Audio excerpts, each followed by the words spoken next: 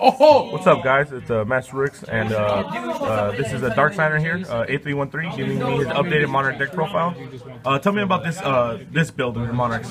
This build's a little weird, but like it's something I wanted to test for the YCS. Like I don't know, like every time that I go to YCS, I always make day 2, playing like the best deck in the format. So I just kind of want to go outside the box, and maybe that way I break the bubble. Like I always make day 2 and then just on the bubble. And how do you like this build? It was definitely very fun. I mean, I played it like on the end, and today I tested it at locals. Like, what do you consider keeping it for YCS or not? It's like it's a definite possibility just because of the way the deck is. Like you get to just rip out people's hands. And I had a peek at this. This is definitely not like any Monarch build I've seen. At least once at top. And how'd you do today? Was it 3-1, right? Yeah, 3-1. Basically, like I bricked, but then we played again for fun, and then you just wrecked them. All right, man. Well, let's get into it, man. So here's the deck. So I played 3 of these guys, 3 of these guys. The only difference is like I played 3 of these. Okay. So like basically getting the additional normal summon is just insane. Like this deck just wants to like I said, like just rip out the hand. So like if you ever summon this and they Veiler you can always summon this one, and it's just over at that point. And there's another thing you can just tribute for free without getting like Veiler. You usually want them to Veiler your big guys. This deck, because I'm sure you're tired of losing to Veiler, right? This deck loses to Veiler. Exactly. Like, it just makes it more consistent. Alright. And then for the big tributes, we have 3 of the normal ones pretty much, and then I played 3 Destalos. Oh, okay. So, like I said, you just want to rip out the hands. You usually want to go like summon Erebus, and let it get Veiler, and then you summon this one. That way you actually choose a card. Because Erebus is random, so you always want to beat up the Veiler, because it's a random card anyways, and then this one gets the important and card. On a decent opening hand, how many cards can you rip out? On a decent? 3, because on your turn you do 2, and then with escalation you do the 3rd one. Wow, that's strong. Yeah, so it's like really nutty. And I played one of the red guys just because I wanted another monster that I could tribute, or I could just spell summon it. It just counts as 2, so it's just really? Yeah, because essentially you can spell summon it and then get a tribute off of it. Like you can just tribute this and get a guy, or you could just, if you have like a bunch of little vessels and stuff, you could tribute them off, have this, and then you still have your domain up on board. Wow, that's strong, man. Really well thought out deck. So 3 of these, or standard, 3 of these, 3 of these, 3 of these, 2 of these. Oh, okay. So explain strike. So like this is a card that people probably don't play. I think. Definitely people do not play that. So pretty much it just negates anything. Like it negates anything that's just problematic. So like against like Pepe and stuff like that, you can negate like the Joker, or you can negate like what's it called, the Monkey Board, or you can negate like you can even negate like what's it called, the Regeki Twin Twister. Really? Pretty much anything that you lose to. Like wow. And like I said, most of the time you're dropping 2 guys anyways, so this doesn't really like interfere. And then the fact that you still get to draw a card is really good. And then you can even like remove it from the graveyard and then make everything fire. That way when you sack for this $, the extra burn damage. Oh man, and that extra 1,000 can be the difference between winning and losing, right? Yeah, and then like on Dual Network, I was citing in like the water one, like Mobius, the Mega Monarch, and all the other ones. So by making different attributes is insane, because then it's like you get their additional effects off of it. Wow, that's really strong, man. And if it's dead, you can always just throw it for Pathius or so.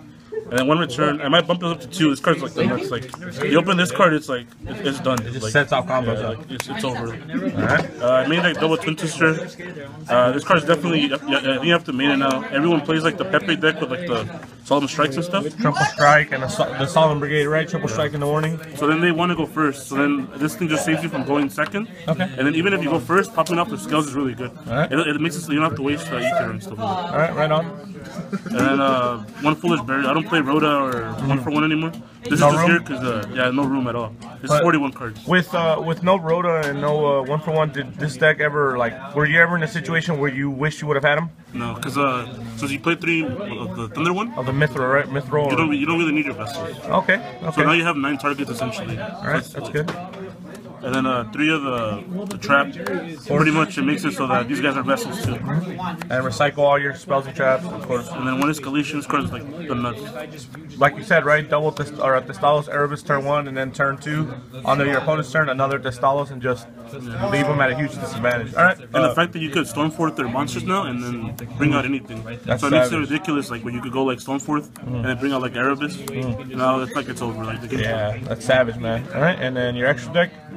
I don't know, dude. I lost it, man. You lost? Someone stole it? Alright, and now your side? I set it in 2 battle faders for Cosmos and just any deck that OTKs me in general. It just, I saw it at the YCS and it's like insane. Like I've been testing it, it's so good. Okay. So good. Tribute fodder and you get to save your ass. Yeah. Because the thing is, like, that's the way you lose. They usually clear your board and then they try to kill you. That way you don't do like a return play at them. But the fact that you can spill some in this and then just come back at them is ridiculous. Right on. Alright. 2 Maxis, just when I need them. Maxis, of course. Majesties against Cosmos, Ormel, etc. At my locals, I play Lancia, but I might actually play this at the YCS too. I'm really afraid of Infernoids. I think Inferno just wrecked this deck, like, because they don't use their extra deck. They don't give a shit about Pantheism, and they have big beaters that can take it down all your guys. Yeah. So I think this card's just the nuts, and it's just really good. Like, and then one of these guys just for Fog King, and then sometimes you set out like one of the dark ones, and then you have this. It's really good. Like, he also recycles, so when he's sent to the mirror, you could add back one of your vessels. Alright. 2 MSTs when you need more back row. Back row hate.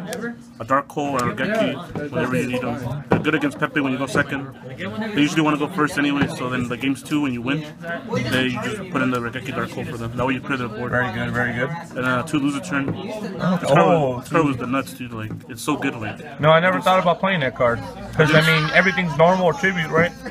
Well, except for, like, I mean, it'll negate, like, It'll negate one play, but it'll hurt your opponent a lot more. Against Pepe, this is, like it's so devastating. Because even if they get, like, the Archfiend, setting Archfiend eccentric, the one that pops a card or whatever, if you flip this up on them, like, it's just so ridiculous. Because they got rid of your field spell, but now they also have to deal with the loser turn. And then actually you're probably going to clear it again. Obviously, you might change the main deck, but any changes to the side? What are you? Just maybe the Lancias. Lancias. They're probably gonna have to be Vaders. All right. And besides Infernos, what matchup do you fear? Not really any. No, like every matchup's pretty easy. Even the mirror match is not that, because now you have like the Stalos. So they're always making Yugioh first. You could just Stalos and make their hand brick. Okay.